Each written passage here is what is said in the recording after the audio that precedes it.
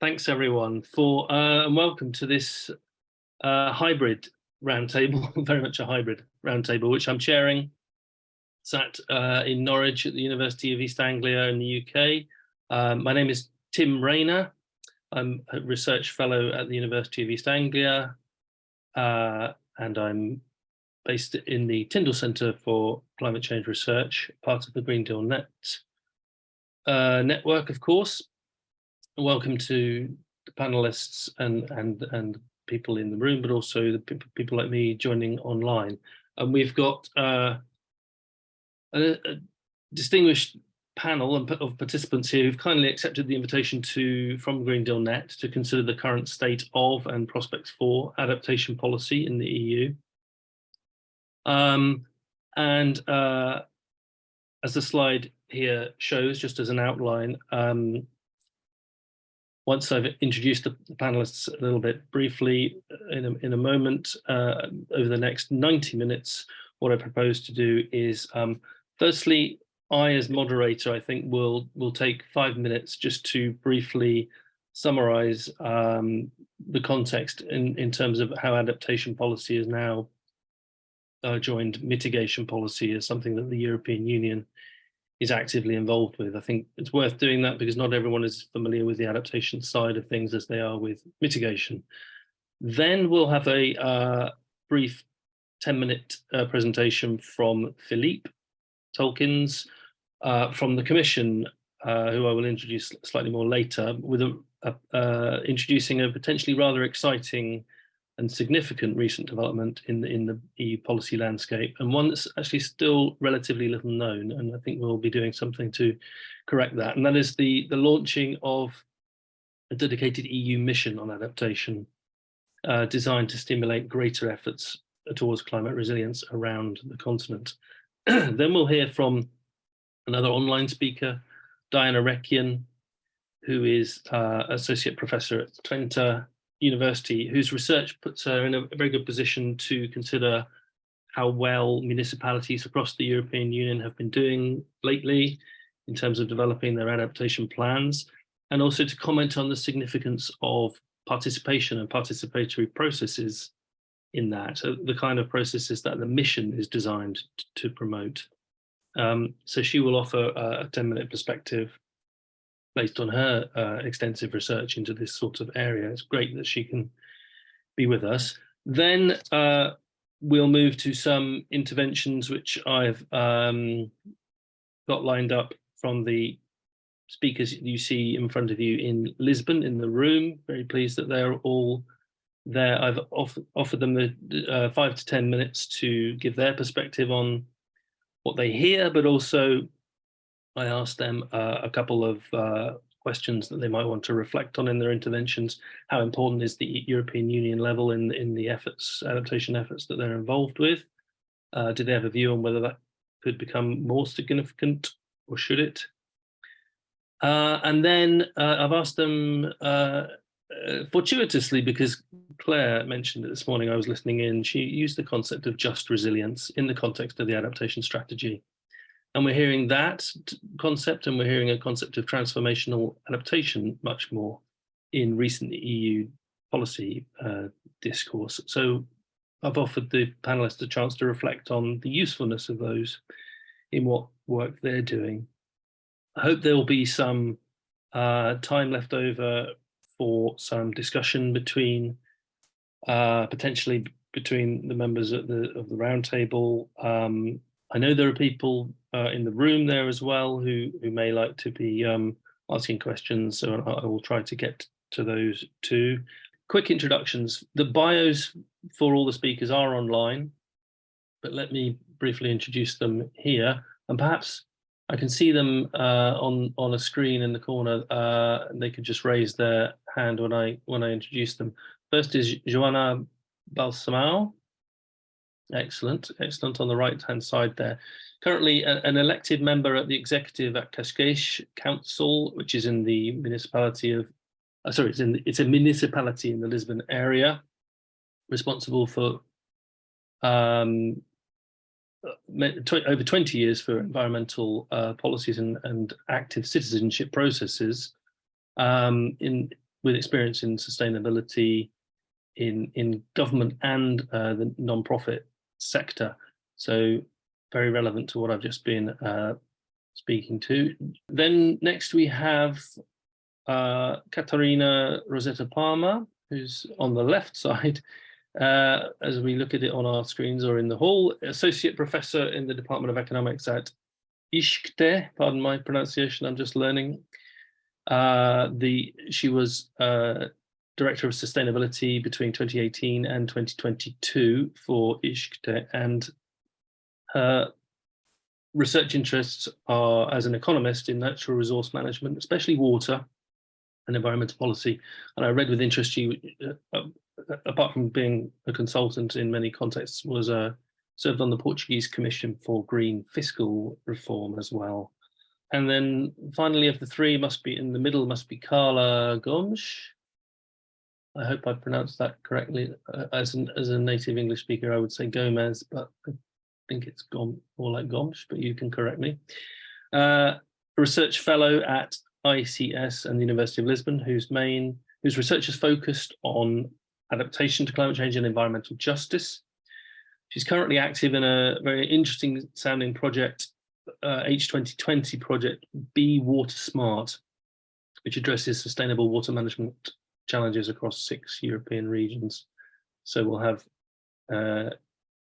that perspective to offer.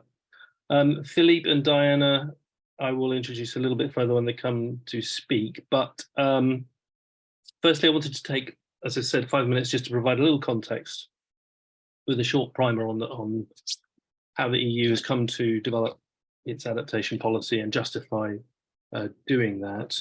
Yes, a presentation, brief 5 minutes on this, a steady evolution of EU adaptation policy. I mean, it's often said that the wide variety of local circumstances and challenges means that adapting to climate change is mostly a matter for regional and locally led action and for national governments to ensure that these are stepped up. There's certainly truth to this, but at the same time, there are several good reasons why the EU should also play a role, and why adaptation should be and has come to be a responsibility that is shared between different governance levels. And among the reasons we tend to see invoked are that there are scale advantages to EU involvement, for example, funding science that will be needed to make better decisions, that there are cross-border spillover pressures between EU member states, but also increasingly from beyond EU borders. There are impacts which are falling in areas where the EU has competence, that there's no ambiguity about the EU involvement being legitimate because it oversees budgets for agriculture, regional policy, for example, and single market type issues, has clearly been invoked, as has the need for showing solidarity between members and preventing inequalities worsening as a result of climate impacts. And another one, I think that's increasingly being heard, is that the separation, if there was one, between mitigation and adaptation is artificial, and increasingly mitigation efforts will depend on good adaptation, including the protection of carbon sinks. And so we've seen the development of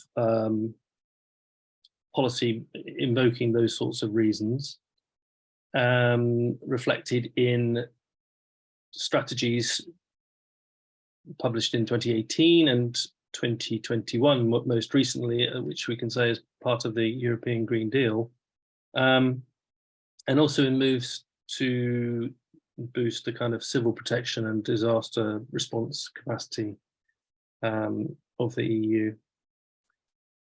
So the mission, sorry, I beg your pardon, the adaptation strategy aims to make adaptation proceed faster, smarter, faster, and more systemic.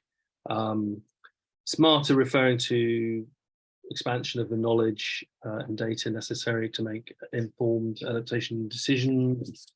Faster adaptation necessary because insufficient priority is often given by governments and they won't provide sufficient assistance subnationally. So the Commission is rolling out more initiatives and funding, and is trying to, for example, do more on in the water policy sector, I believe. And more systemic adaptation, meaning supporting the improvement of adaptation plans by encouraging more cooperation between regions and countries, having more of a harmonized framework for monitoring and reporting and evaluating progress. As I have commented earlier, these sorts of documents are also referring increasingly to the concept of just resilience and to more transformative types of change than has been seen to date. The European Climate Law of 2021 also provides some backing for this to make sure there's more explicit strategies and assessments of progress and adaptation mainstreaming going on.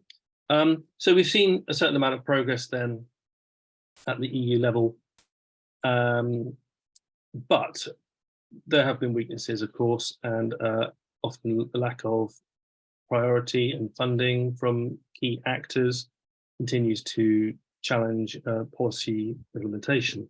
So, which is often still limited by silos across sectors, a lack of stakeholder and wider involvement at many governance levels. But there are signs, I think, recently that there is a concerted effort now being made to address this, in particular through the concept of the new missions, one of which is explicitly dedicated to adaptation. So that's why we've invited, and we're delighted that Philippe Tulkens from the European Commission, DG RTD, head of the Climate and Planetary Boundaries Unit, deputy manager of the EU mission on adaptation to climate change. We're delighted that he's been able to come and present on this, explaining the significance and the potential of the new development of the missions in the context of wider EU adaptation policy. Thank you very much for the invitation to this event. I will start by the context. Thank you for the introduction on EU adaptation strategy. Somebody is asking in the question in the chat to have references. I think if you Google, I hope that if you Google EU adaptation strategy to climate change, you will find the strategy adopted in 2021, which is the follow-up to the activities that started in 2013 at EU level. And it's kind of a relaunch of the activities because time is pressing, climate impacts are being felt. This is clear for an increasing number of actors. And at EU level, it's well understood that we need to mitigate and continue to mitigate, of course, climate change, but also adapt. And we have to do both. This is absolutely needed. But this operates in the context of the EU Green Deal, and I suppose that in this group you're very familiar with the Green Deal.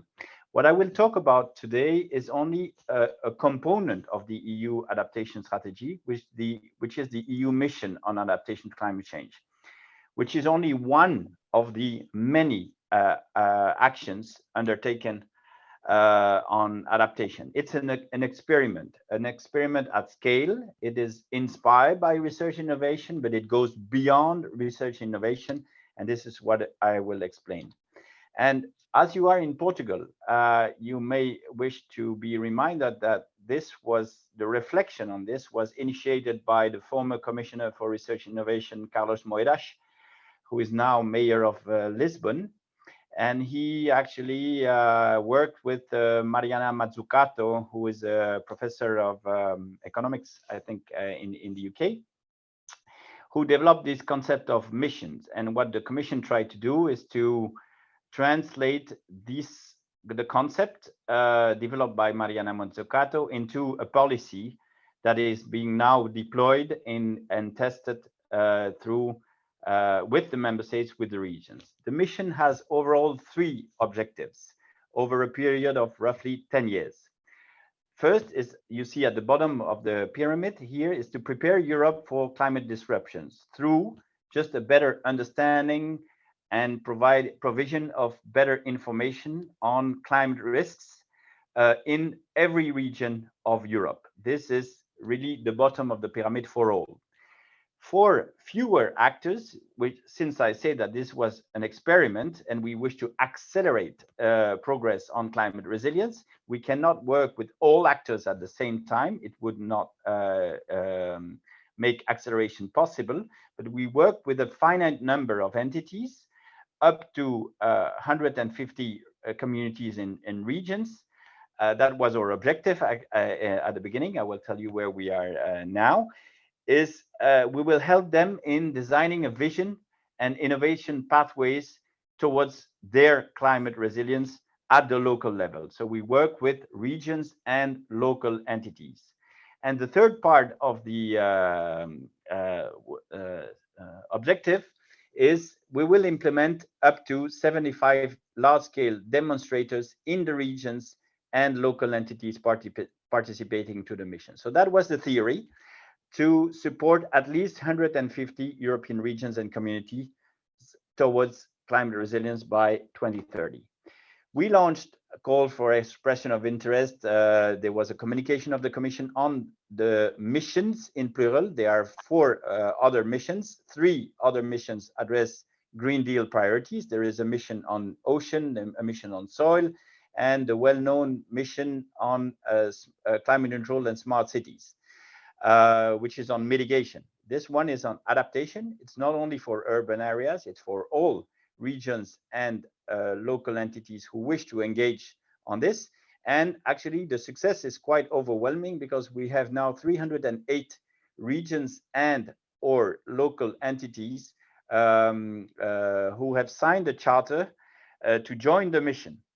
And it covers almost 40% of European population, which is actually a lot, because if we want to conduct an experiment and we don't have a budget for all, it means that we will have to serve those who need actually most of the services, because we will not be able to serve all of them at the same time. And so this is where we stand. It's just to show that there's a big interest in adaptation, and that the regions are really looking for solution, because this is a pressing need. The implementation of the mission is ongoing through a mission implementation platform called MIG4Adapt, launched in January 2023. So they really conduct the activities of coordinating all the research innovation projects that will contribute to the mission. They will also offer technical assistance services to the regions participating to the mission. And we work also very closely with the European Environmental Agency through the Climate Adapt platform, which is a platform, a repository of all of a very big variety of solutions to for adaptation to climate change. So currently, concretely, the platform is now providing technical assistance to regions and local authorities who expressed interest for receiving such services. A community of practice on adaptation to climate change is also operating and holding events online to raise awareness, to really gather also the needs of the regions participating, to see what they are their priorities, because you certainly know that in Europe, some regions are very well prepared. They know what they want. They just want to progress in their journey towards climate resilience, but other regions are lacking resources or a bit behind. And they are learning from their peers. They are learning through the technical assistance. And also they are looking, of course, for funding to help them in their in the design of their pathway towards climate resilience. We recently had the second mission forum in Sweden earlier in June, and we of course continue to issue calls in Horizon Europe, so the research program of the EU, to support research entities, but also the regions themselves who can be part of research consortium, because the goal of the mission is to go beyond what research innovation usually does, which means which is progressing the knowledge, publications, and that's it. Here, what we want to do is really to make sure that the output of the research and the activities brings tangible change and transformation on the ground in the regions. And the full title of the mission when it was prepared, if you look at the documents that you will find on the web for sure, the original title was the EU Mission on Adaptation to Climate Change, including societal transformation. The second part of the title was cut because politically it was too long to communicate, but it's an important aspect of the mission. And if you as a student or as a policy maker or as a researcher look at the documents and see what is called the mission implementation plan, which is a roughly 100-page document with all the details of what the mission intends to do, you will see this transformative aspect, which I think is crucial in this mission, because we try to experiment to go beyond just risk assessment with the regions, but think at resilience through the transformation of the local economy. This is of much interest. And if you are a researcher or a professor and you wish to actually study this experiment as a research topic, feel free to do so. You can access many documents. You can also ask the Commission for more information. This is quite a unique experiment for social scientists in particular to see how we try to deploy solutions and bring transformative change on the ground, and not just doing theory on theory of change, but just implement also this.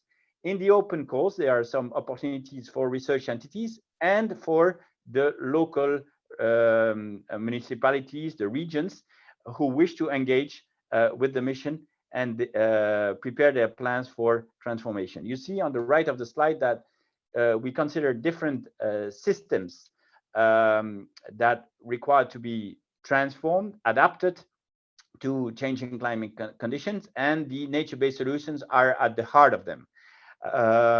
This is a key feature of the mission, because we really believe that nature-based solutions are not the silver bullet for all, but offer economically sound solutions that have multiple benefits for the people, for nature, and those need to be tested and deployed at scale to convince even more actors and investors. And that's what I meant to say for the presentation itself. Not to be too long, I'm very happy to go in more detail with you or answer questions on how the mission operates. But the key message from this presentation is that if you are a researcher, if you're a student, if you're doing your PhD or looking for a good topic for your PhD, maybe consider this, because I know few publications on transformative brought on the ground. And if you are interested in working on governance issue, which is one of the theme of your gathering, you can also look at what we try to do here, because this is delegated to different entities, research projects, the mission implementation platform. It's kind of a fractured organization, which has its merit, also its difficulties, but it's an experiment. We will all learn from it and see how we can accelerate change, if possible, to bring climate resilience and protect the people in Europe, because that's the ultimate goal.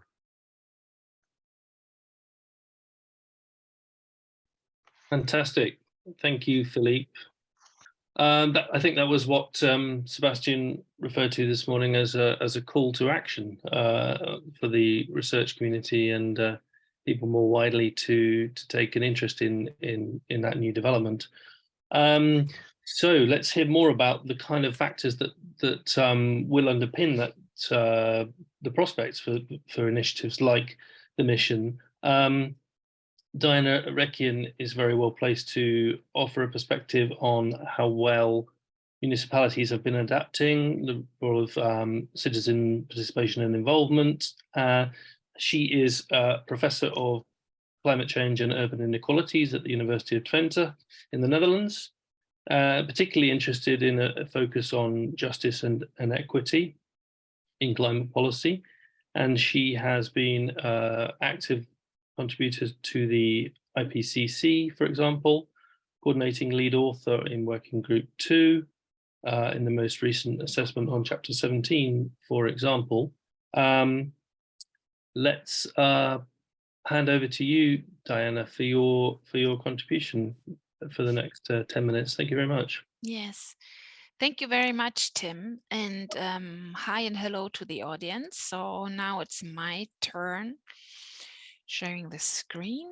And I hope that you can see it in presentation mode now. So yes, indeed, I want to give some reflections of what we've seen in research. And I want to concentrate on these two questions. What do we know about justice considerations in European adaptation plans? And does public participation lead to more ambitious and transformative local climate change planning or not? And yes, both of these questions we have looked at literature or did an assessment, so I can offer answers to both of those. This is to the first question. We have recently published a paper in Nature Urban Sustainability, looking at 327 cities that are representative for their country in terms of regional distribution and economic power, and have looked at them whether they have adaptation plans, and then we have analyzed those adaptation plans. Here you see, first of all, the location of cities that are included. Green means that they do have a rather recent plan, blue, medium, old, and yellow, a bit older. And the larger the icon, the higher the adaptation plan is in quality. And what do we mean by that? Well, we have developed a so-called ADACA index, Adaptation Quality Assessment Index, that consists of 6 principles, which is here depicted by a slice of the pie. 6 principles that are well acknowledged in the literature. That an adaptation plan should detail out fact base, which are impacts, risks, and vulnerabilities. That an adaptation plan should talk about goals, should detail out measures, what can be done, or how the goals are put in place. Then how cities actually plan on implementing these measures. So tools, processes, timelines, budgets, things like that.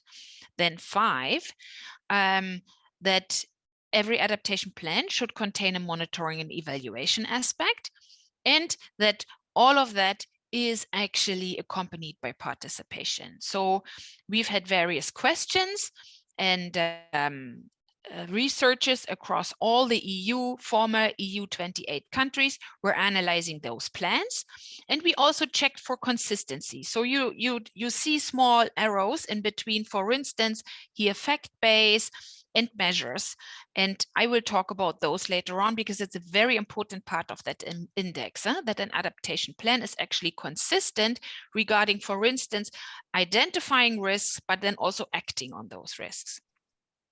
Okay, so finding number 1, urban climate change adaptation plan quality in European cities is increasing from 2005 to 2020. That's kind of the range of plans that we had, by about 1.3 percentage points per year. So we are increasing in quality steadily but slowly. And here again, the color coding, yellow the older, blue the medium, and green the newer ones. And you have a couple of very best practices here called out. And I talk more about those a little bit later. Finding number 2, newer plans which are higher in quality are mainly found in cities in Ireland, France, and Eastern Europe, in particular Poland. But there are also some good plans before 2018 spread across Europe, mostly in larger cities. Top ranking cities are Sofia, Galway, Dublin, Potsdam, Waterford, and Dublin. And oh, Dublin is mentioned twice, sorry about that. And actually, why the Polish plans stick out so much is because they had a very good national guideline of how to do an adaptation plan. So here also some broader level guidance comes in as handy. Finding number 3, across principles. So these 6 principles that I showed when I introduced the index, across principles of adaptation plan quality, specifying adaptation goals improved most in recent years. You see this here in the slide that from those second principle, second cluster of bars, that there from the blue to the green, we have the largest jump. But we also see that, for instance, specifying monitoring and evaluation and participation, which is our principle 5 and 6, are still generally low. Finding number 4.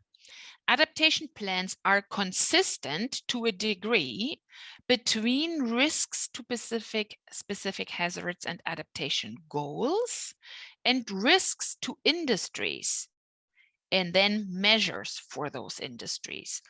So actually, if the 2 bars, the solid color and the sprinkled color, of the same color, if they would be at the same height, then we could speak of total alignment.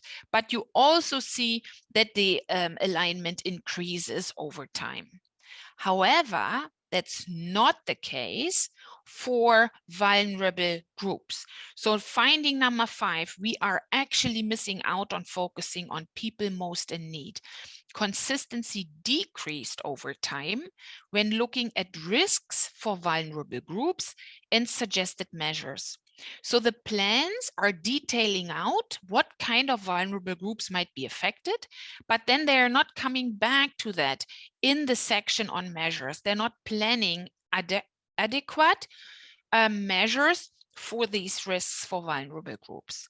And in general, we also see that there is low consistency between measures for vulnerable groups and M&E. So vulnerable groups are not part of monitoring and evaluation, and risk for vulnerable groups and participation, which is in general very low.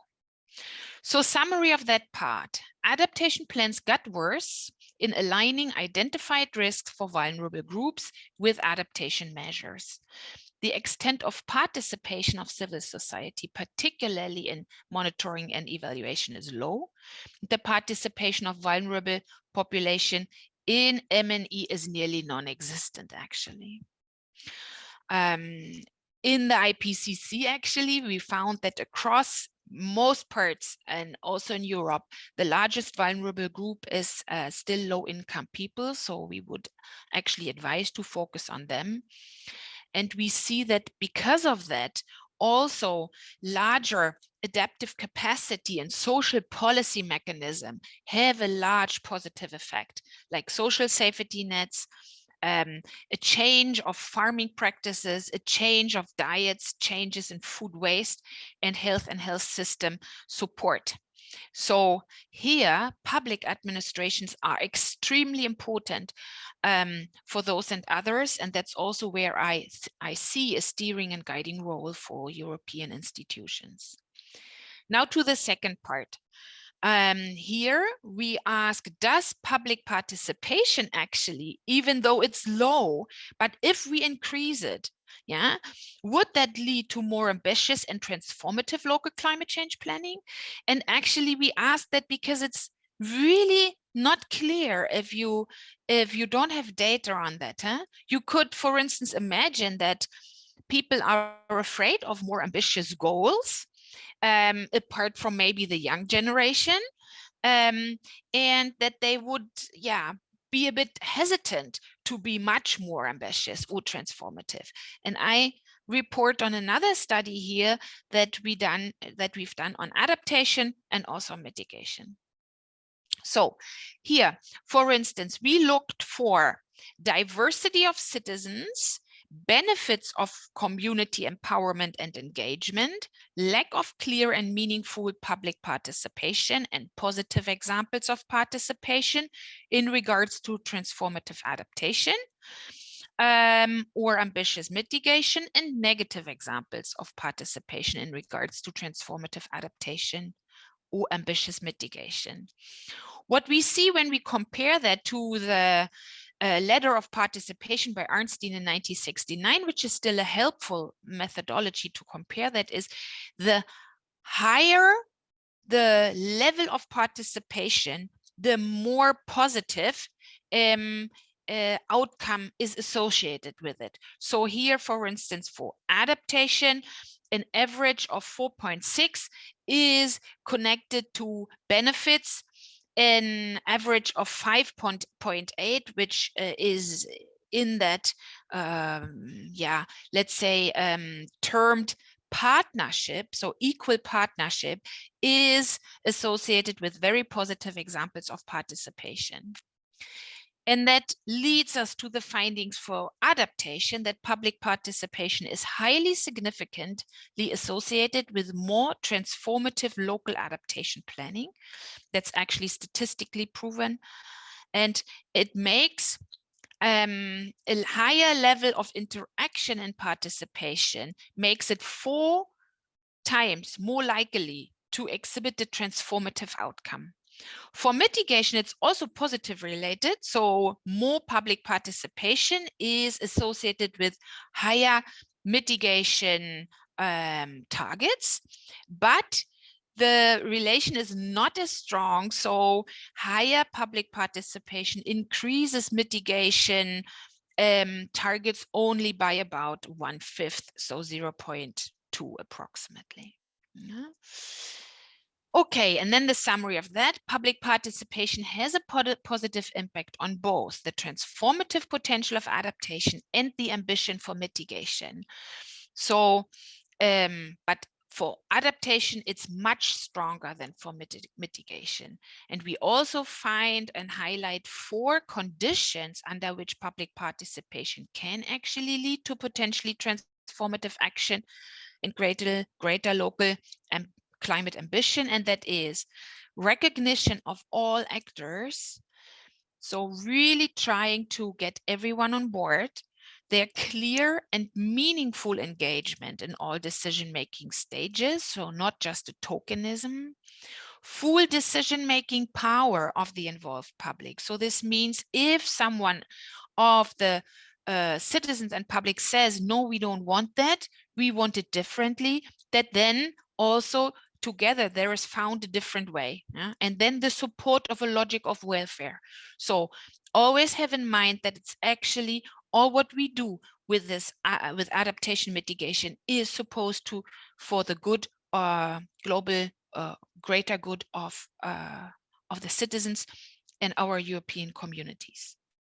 Okay, and that's it from my side. Thank you very much, Diana, and Philippe before EU for those excellent presentations. And what we've now got lined up is some chance for the panelists there in Lisbon to respond. Give the floor first to Joana Balsamão, if you'd like to please take the floor. Thank you. Can you hear me? Yes. Thanks, Tim. I do. I have like 15 minutes, so it's fine. I'm good. And I have too many notes spread out over the desk, but I will do my best to be structured in my response. So, okay, so I'm representing a local authority, Cascais, and I'm sitting here with 2 renowned academics. And actually, there's a lot more in common amongst us than may seem at first sight, because my work really depends on what they do and what they provide. But I'll get to that in a second. So climate action, there's 2 sides to the coin. There's mitigation and there's adaptation. I know we're focusing on adaptation here today, but in many regards, they're not so separable. So for mitigation, we need instruments, and Qashqai has a roadmap, a carbon neutrality roadmap for 2050, which is way too far off. We're trying to bring it earlier. And for adaptation, there's an action plan. This action plan was developed in 2017. I don't think it's in Diana's study. There was a symbol there, but I think it's for Lisbon. I'm not sure if we're like medium old or tiny symbol or a big symbol. But I'm very proud of it because it was developed really in a bottom-up manner, but not bottom-up with the population. And this is a nuance. It was bottom-up with academia and within the council structure. Because climate action back in 2017 was seen as something like, oh, that belongs to the Department of Environment, so you deal with it, which is of course impossible. And this is something I would like to highlight as one of the main challenges of climate action regarding adaptation or mitigation. You may have a flag bearer, but it's impossible to do it without many, many arms.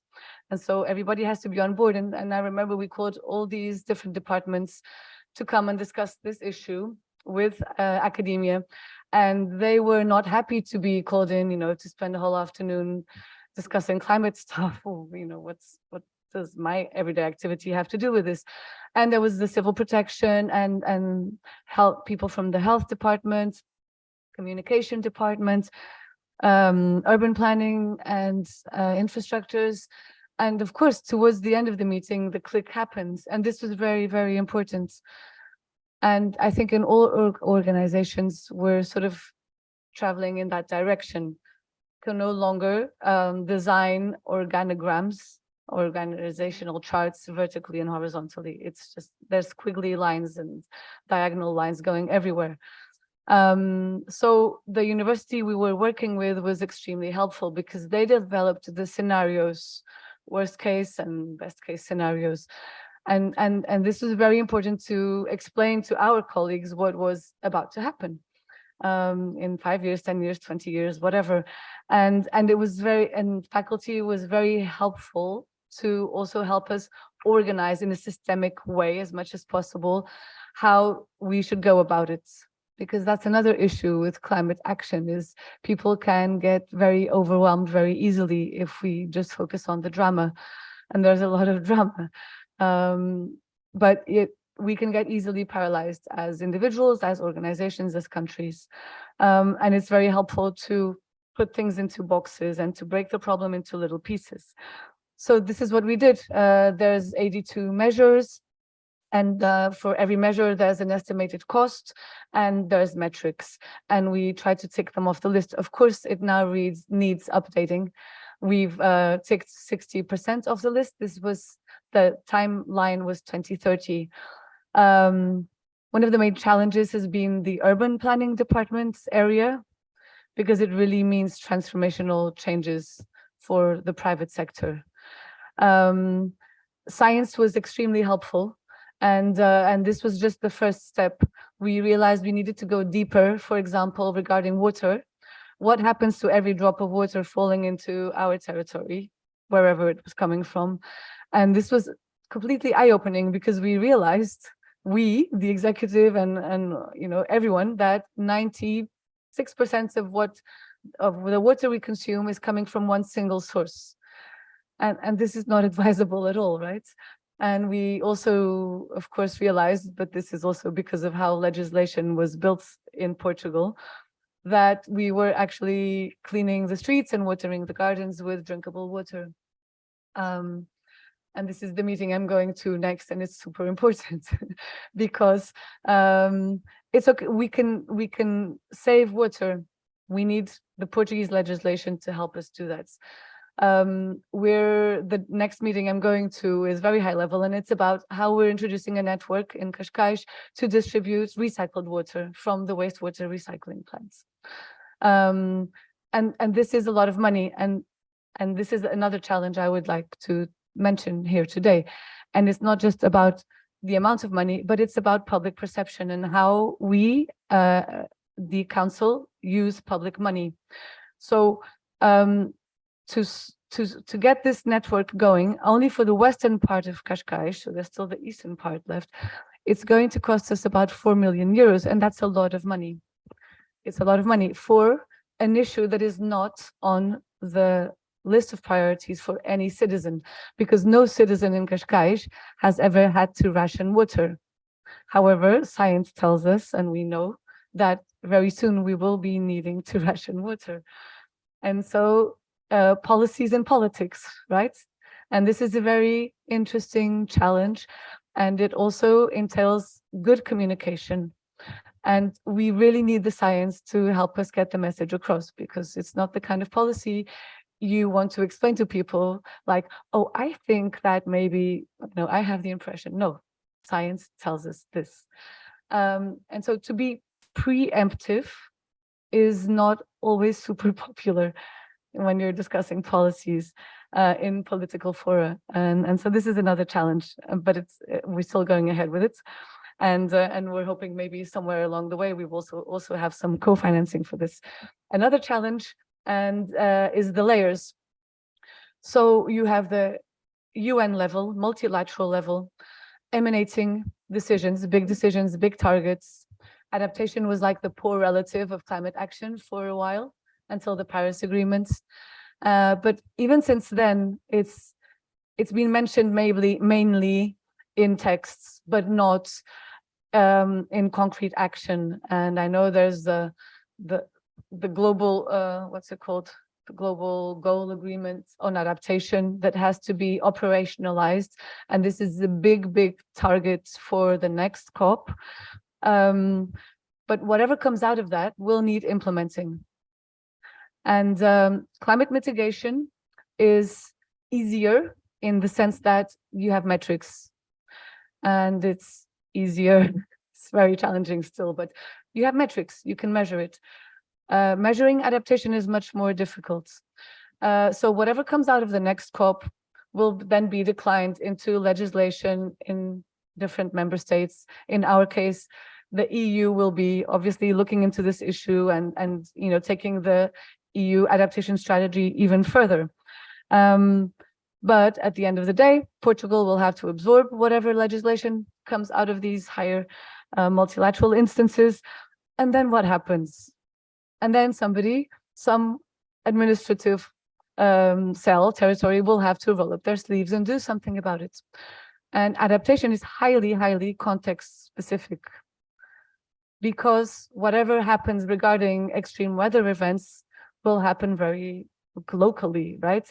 It will happen maybe all over the country, knock on wood, but people will come knocking on the doors of whoever is closest to them, and these are the local authorities.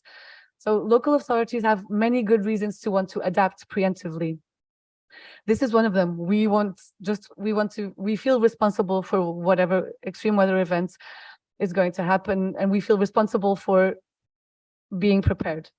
We also know that many measures that we take that are under the heading of climate adaptation are really positive spin-off effects, collateral positive effects on many other fronts. For example, if we're renaturalizing our rivers in Cascais, which we are, this is obviously great for adaptation. It means that then when there's extreme rainfall, we will not have gushes of water running downstream, because we've introduced the nature-based solutions. We're reducing the risk of floods. But there's so much more to it than that. That's also about the just transition that we were discussing, because we are creating pathways and making green corridors that mean that the coastal side of Cascais is actually now accessible to the people living inland in Cascais. And it means that people can walk, not just for leisure, but people can walk or cycle on an everyday basis for whatever reason. It also means that biodiversity is enhanced. So there's, even if the main focus seems to be just climate, then there's these other spin-off effects.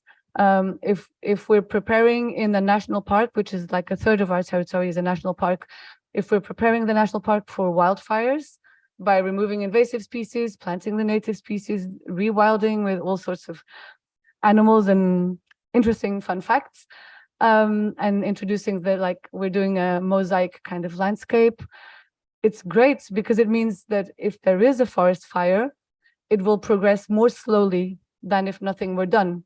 But apart from that, it means that this territory that used to be completely forgotten, homogeneous and uninteresting and not visited is now being opened back to the population, and that we can even get an economic dynamic back into it. So these are just... Joanna, sorry, I hate to do this as the remote moderator. I'll just finish with one pitch, which is for you. So the EU will be defining a position for the next COP. And so when you do so, I think the role of local authorities should definitely be on the table. Thank you, and apologies for overspeaking. No, I'm glad you were able to give us that really insightful introduction to the work you've been doing in your local authority. Thank you for that. I think other panelists, it's very much up to you. Which one of you would like to take the floor next? Well, I had lots of notes and now I have a lot more after the first presentations, and especially having the testimony of a local authority, which is one of the municipalities in Portugal, which actually made their first adaptation strategy at the local level. So it's right on the front line. So I will try briefly, but I will try to cover 3 scales here and give share a little of our experience as university, the University of Lisbon and the Institute of Social Sciences, in this case where I'm working at the moment. We have been working very closely with the local municipalities and also supporting the adaptation plans at the regional level. So this is all very new and very recent. The adaptation strategies at the local level, and now the adaptation plans ongoing are from the last 6 years or so. So we invested a lot in supporting this process at a local level through a project called Clima Adapt Local, for instance, which there was already some adaptation strategies ongoing by just very few municipalities, Lisbon and Cascais. But then with this project in 2017, it went until 2016, it was possible to actually spread this process broader all over the country. And currently there is a formally constituted network of municipalities for adaptation. And this is a very good platform for sharing experiences between them. Also we have supported some municipalities exactly in this process of participation and monitoring, because one thing is to elaborate the document and as much participated as the process of elaboration might be, we need to really invest in implementation and in co-creating adaptation measures that make sense for the local level with the key actors. So the local associations for development, the environment organizations, the fishermen associations, all of that, those social dynamics at the local level need to be taken in board. And it's a very good thing to know that participation actually has a stronger influence on in adaptation. But we need to invest a lot on that. We have talked to different municipalities. I've asked directly some mayors in Portugal why they had adaptation strategy for some time, but they didn't have the local council, which where all the local actors are engaged actively, and where they can actually have an active impact on adaptation measures and climate action at the local level in very practical things, why they didn't have this local council working yet. And we are working, for instance, with a municipality also in the Algarve, Lole, which is in the front line, and this council there is working very well, and they are already investing in monitoring, which is, yes, very challenging. But one thing is that the municipalities that are having some difficulties in starting these processes, they mention lack of resources, for instance. So this is a front where we really need to invest a lot more. Also, to give specific examples, and even more because right now I am working more directly with water management. We have we have to focus on creating synergies, because adaptation is lagging a lot behind mitigation, but it's a very urgent challenge, is super urgent, as we all are aware. And so we need to avoid spreading too thin with our resources, and creating trade-offs between mitigation actions and adaptation actions. So we should be investing a lot, and this is very stressed on the adaptation gap report of last year, for instance, is the need to create synergies. And for instance, we know agroforestry, forestry and nature-based solutions should be a very good areas to invest right now. But we still need to improve our knowledge, either about the impacts of climate change themselves, about extremes, but also about how we can create these synergies and maximize our resources. And also we are very keen on focusing on justice and in the integration of the more vulnerable social groups. As an institute, as an university, we have been putting a lot of focus on this, and we especially stress with the municipalities, the regional authorities at all levels, we stress the need to involve these vulnerable social groups. And also because we see a country like Portugal in Southern Europe, well, the problem is spreading all throughout Europe, but we have a very serious problem with recurrent droughts year after year.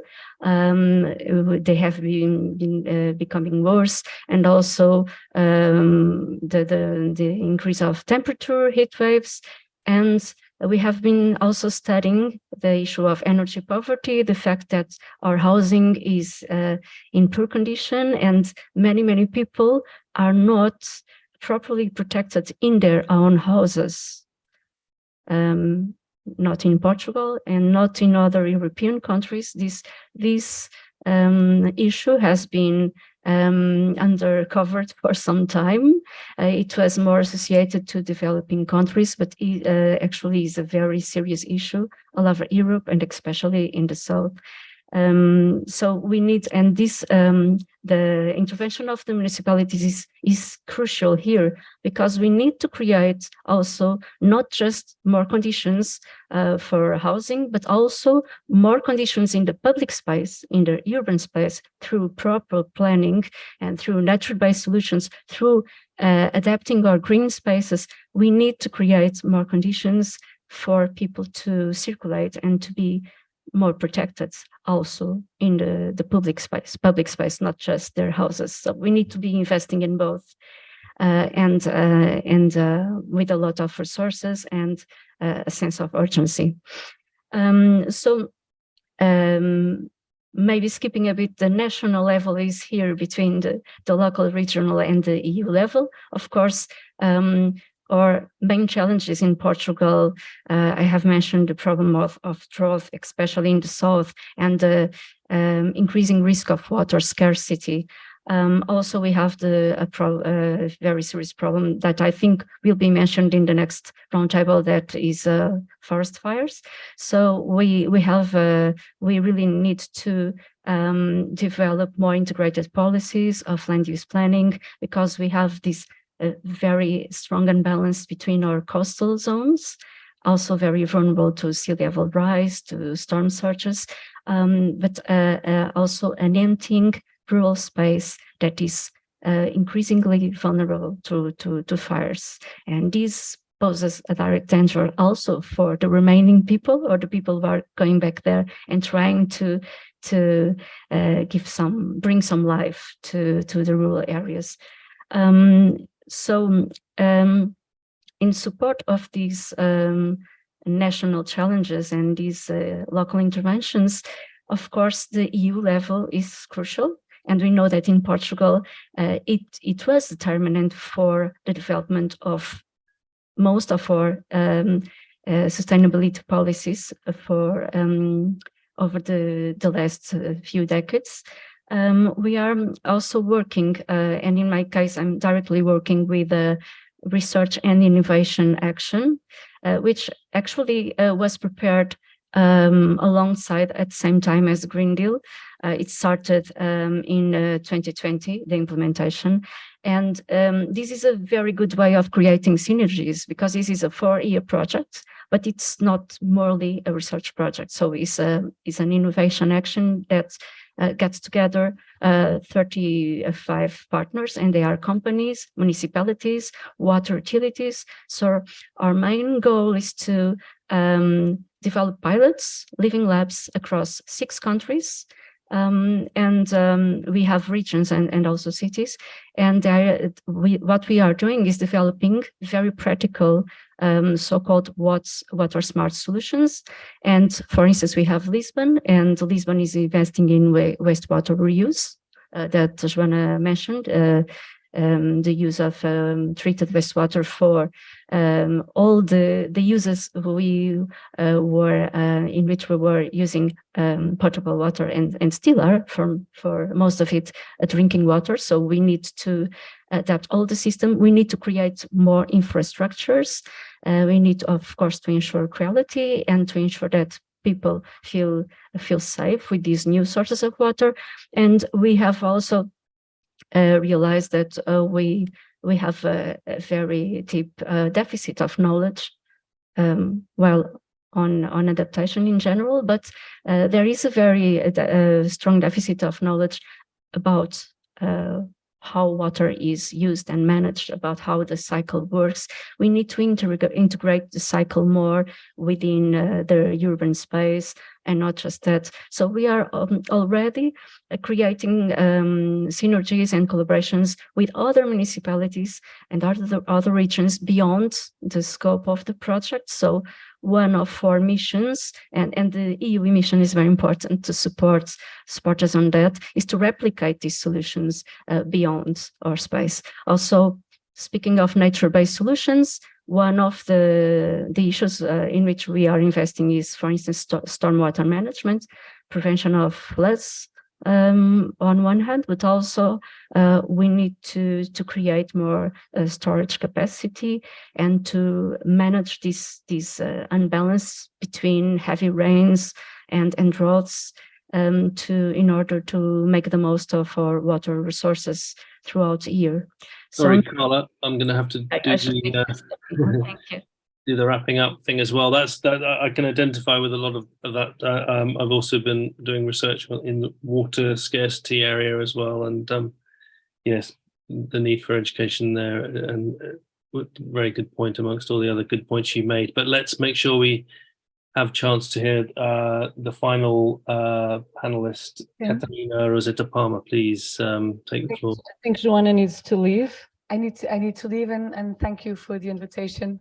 And just before leaving, to say that networks like ClimaDapt and to be part of the EU missions for adaptation, for us is really important, not just conceptually, because conceptually it means that actually the role of cities is recognized, but in practical terms, it's really, really useful to listen to, absorb, to learn, because there's a pool of different kinds of knowledges and different kinds of challenges and solutions.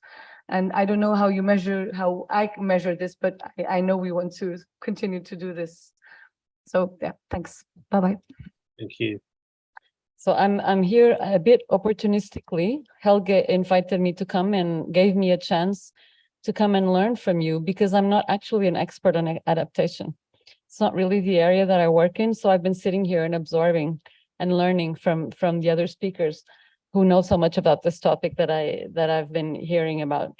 So I'm just going to summarize a little bit what I think are the challenges. And then if I have the time, I'll give you a little bit of an example of a research paper that I wrote that links to this topic of adaptation and to the topic of nature-based solutions that we've covered a couple of times today. So the main challenge, of course, that people have already mentioned in the session today is the scale. The adaptation has to happen at local scale because that's where the impacts are. So it is important that adaptation is done in each context that requires it.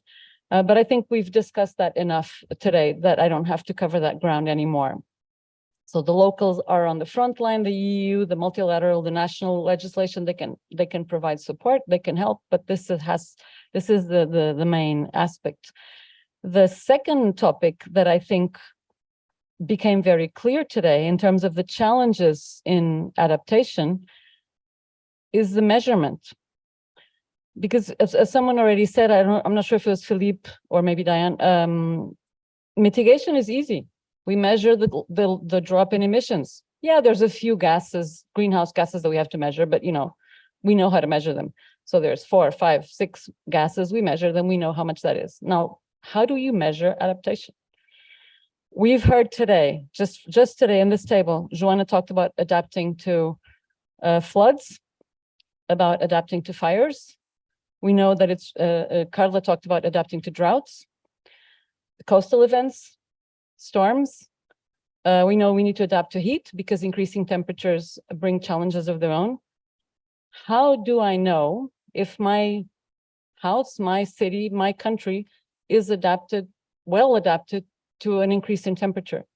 Especially because the target is moving.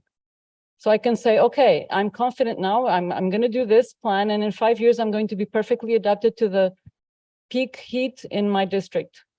But maybe in 5 years from now, you'll have a much higher heat record in your district than you used to have.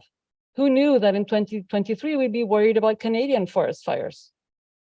Or, 2 years ago, Siberian forest fires. Who knew that this was going to happen? So how do I know? What is the measure that I'm going to use to see whether my city, for example, Cascais or Lisbon, is well adapted to heat? Then I need another measure. Is my city well adapted to extreme drought, to floods, to fires, to storms, to coastal events? Each one of these things has a multiplicity of impacts. You can't summarize them easily in one measure. So that's a particular difficulty that I think in adaptation, a particular challenge that I think in adaptation we still have to work a little bit more on. And then when you add the idea in the EU strategy that we need a just resilience, transformational adaptation, that requires you to come in with a whole bunch of other measures. How do you measure justice in general? There isn't a single way to measure justice. There's many different ways to measure justice. How do you measure justice in the context of climate adaptation? So that's adding to the challenge of measuring. And the third challenge that I think becomes very clear when you start trying to wrap your head around this topic of adaptation is, the reality that we're facing is very complex. And the difference between a complicated system and a complex system. A complicated system, the best way to manage it is to know it very well, to plan everything and to control everything that's going on. And that's how you do a very good job. If you're producing a complicated product in your factory, that's how you do a very good job of managing a complicated system. A complex system is way too variable, way too unknown for you to try to control it. So when you're facing a complex system like we are, when we talk about climate adaptation, when we talk about climate change in general, when we talk about local impacts of climate change in general, we're dealing with complex systems.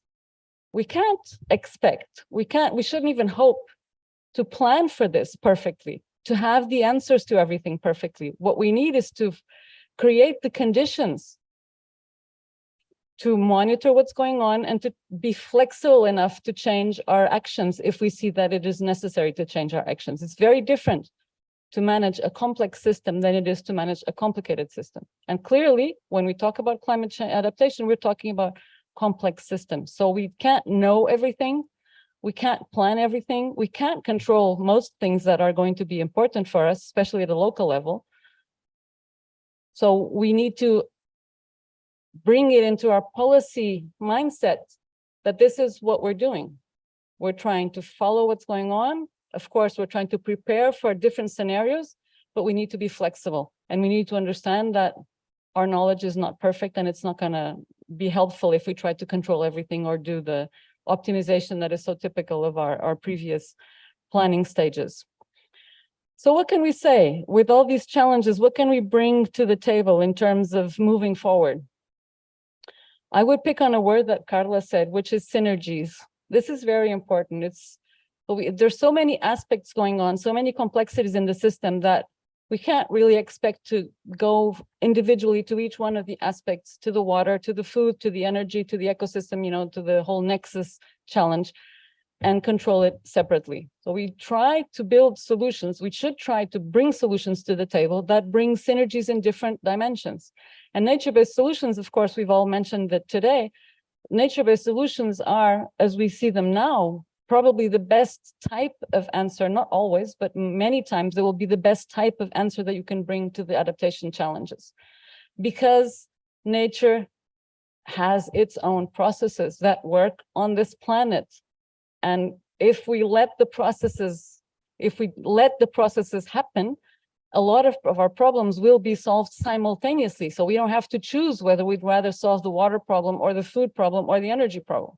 If we pick nature-based solutions, and this is true whether at a local level or whether at a national level, we can probably do better dealing with this type of challenges than if we try to be very mechanistic and very sort of optimization, typical engineering solutions to the issues. Okay, so that's my final take on this debate. And I just wanted to leave you with an example of interesting things that we can do, even when there's so many things that we don't know. We have so much uncertainty. How do we move forward? Well, I had a student a couple of years ago who brought me this idea that we should look at the economic value of the beaver. I'm an economist, right? So I'm an environmental economist. We do valuation, we do all that kinds of studies. And he told me, let's value the beaver. And I said, sure, that's really interesting because the beaver has been extinct in Portugal for 500 years. So it is interesting to think about what the beaver could bring if we had the beaver back in the Iberian Peninsula. But when you approach it as an economist, you're like, where are you going to get the data? So beavers have been extinct for 500 years. You have no idea what the beaver would do in the context of the Portuguese rivers, of the Portuguese water flows. But we do, because we don't have beavers, we have several problems that are well known managing our water bodies. And so what my student proposed, and then we ended up doing, is let's look at how much it's costing us today to clean out sort of these rivers that are completely blocked by vegetation, that have different, we have problems with the banks that are collapsing. So let's look at what we are paying today, what the Portuguese Environment Agency, whose head was here this morning, what the Portuguese Environment Agency was paying different areas in the country to fix the rivers. And if we look at those payments, and fortunately for us, the payments were very detailed. So they said, like, clearing out every meter of vegetation that you clear out costs this much. Every renaturalization of the banks costs this much. And so we had a list of things that the agency was paying for. And we basically looked at the literature and said, which ones of these actions would the beaver do? And then we add it all up. And what does this have to do with adaptation, you ask? Well, beavers in rivers are actually a very good adaptation to climate change measure for the water body, because beavers bring water regularization. When it floods, it doesn't flood as much. It's never as dry because they hold the water. If the dam breaks, they fix it. You don't have to go there and fix the dam because the beavers fix it themselves. There's a lot of positive impact on biodiversity. So the beavers have a whole bunch of other benefits that we could look at. But what we did in terms of economics in a very simple exercise was to say, well, how much money are we spending now? Because our rivers are not functioning the way nature wants them to function, or the way nature, I'm not saying nature is a person here or as agency, but the way they naturally should be functioning. So we can calculate that, and it's 3 million euros. And when I say 3 million euros, I have policymakers' eyes, they pay attention. They're like, oh, one family of beavers? Yes, one family of beavers. It's a big range. It goes from 100,000 to 3 million, but 3 million is the big number. So I sent you the big number first and make you pay attention. So the idea is that you have a nature-based solution, probably has a lot more benefits than we know, than we can calculate even. If I really wanted to do a serious study on the economic value of the beaver reintroduction in Portugal, it would probably take me, a PhD thesis with a very dedicated student for 3 or 4 years, trying to gather new data, new information. But we do in a simple exercise. How much money could the beaver save us?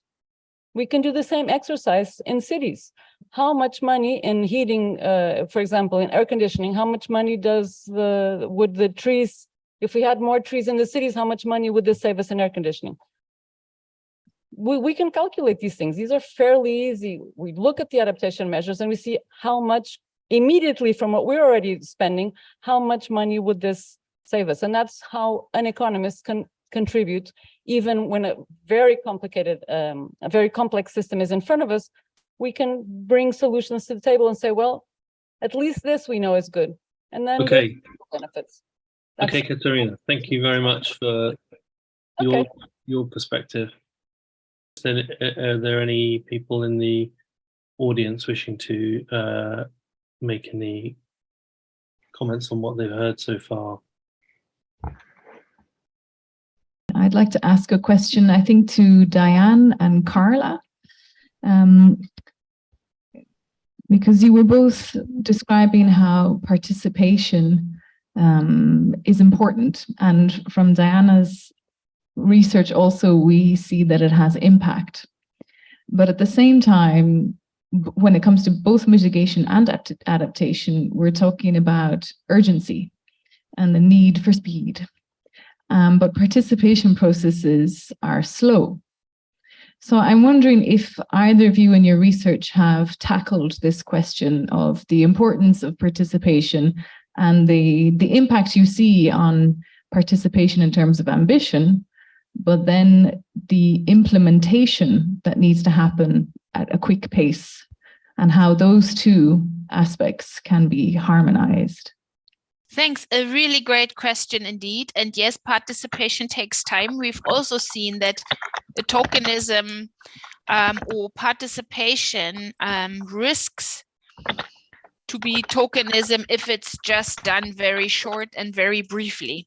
A model could be that you do it in parallel. So actually, when administrations plan an adaptation plan, then citizens could also plan an adaptation plan.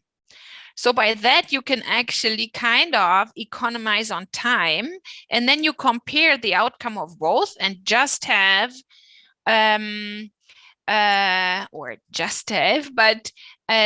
compare the outcome and try to integrate both. That's something that we have, that we will investigate further, but that is out of another research project where we saw that might be one good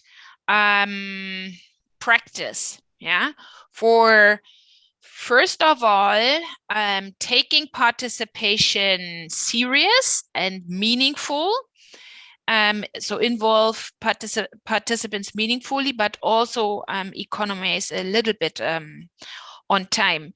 And then my other remark would be that there is, of course, also a lot of discussion about maladaptation, and that the research there shows that it's absolutely vital to include citizens and the society. So knowing that research, I would say the time that it takes to do a good participation project or process is very well worth it.